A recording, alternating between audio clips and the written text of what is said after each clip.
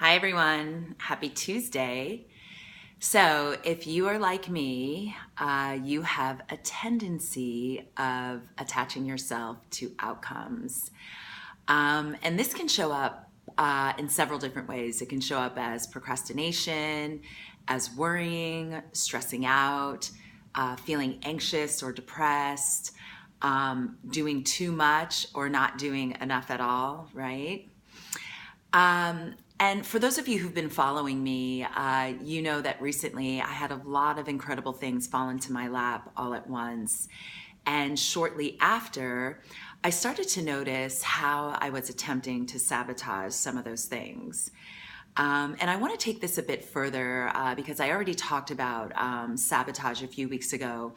But I want to take it further today by relating sabotage to attaching ourselves to outcomes. So, because in all honesty, sabotage doesn't really exist. Rather, it is a part of us that is asking for attention or is asking for help because something in our life is out of alignment. And we've talked, like I said, we talked about this a few weeks ago. And I love this way of operating and thinking because as I'm diving deeper into my coaching practice, one of the biggest takeaways that I've learned so far is that we are all made up of several different parts. And none of these parts are broken. None of these parts need to be fixed. And none of these parts are trying to break anything. I mean, how amazing is this?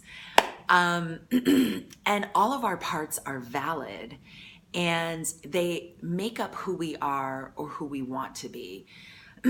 So in TCM, which is what I'm trained in, we use this technique called parts work. And I love this, and I use it on all of my clients because it is such a liberating and powerful exercise because it allows you to listen to and honor each part of you. And this parts work allows you to really make honest, empowered, and actionable decisions about your life to move things forward rather than staying stuck or staying confused or overwhelmed or believing that you might be sabotaging yourself. So parts work is not only changing my life, it is also opened up my clients by allowing them to really focus on their alignment with what they're working on and allowing them to focus on their possibilities rather than their limitations, which is going to be one of my big themes in 2018, focusing on our possibilities rather than our limitations, right? So, because our possibilities they give us more options and more choices to actually move our life forward. So in my case, when all of these incredible things landed on my lap all at once, finally giving me the life that I have been desiring and wishing for so long, there was a part of me, and there still is, that just wasn't ready for it all and just wanted to be heard.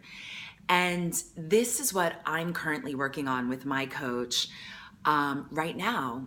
And it looks like this part of me wants to let go of certain feelings and old wounds, which I've been procrastinating, right? I've been avoiding having a specific conversation because it feels painful to have this conversation.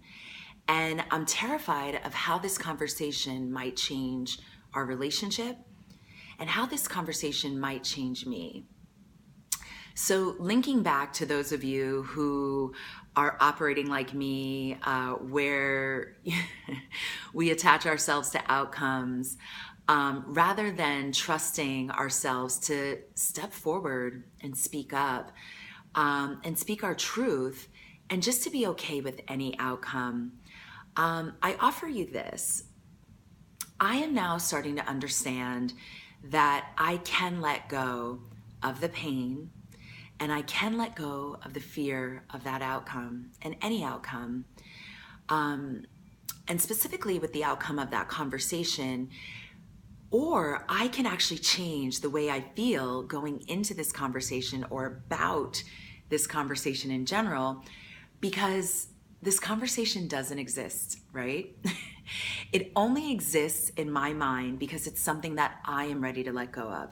The other person in my life has no idea that I have something I want to say.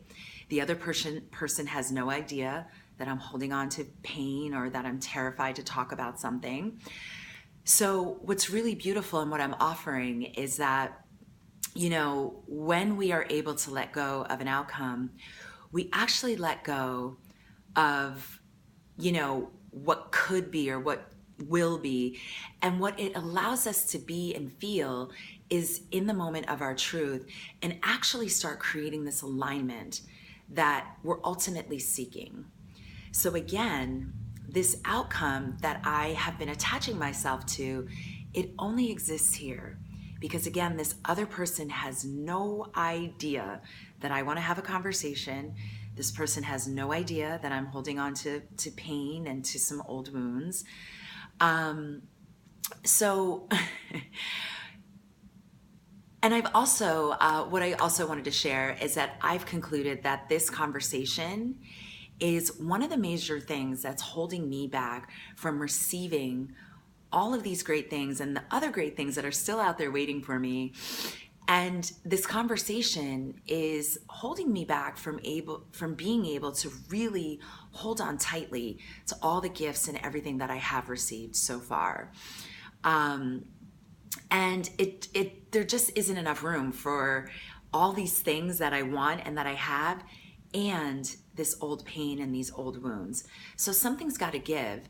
And I now know that it is this conversation that is one of the things that has to give. So when I start to free myself and let go and have this conversation, I know I will be able to hold on to everything that I've been given so far, and honor the part of me that knows this conversation is something that is out of alignment in my life.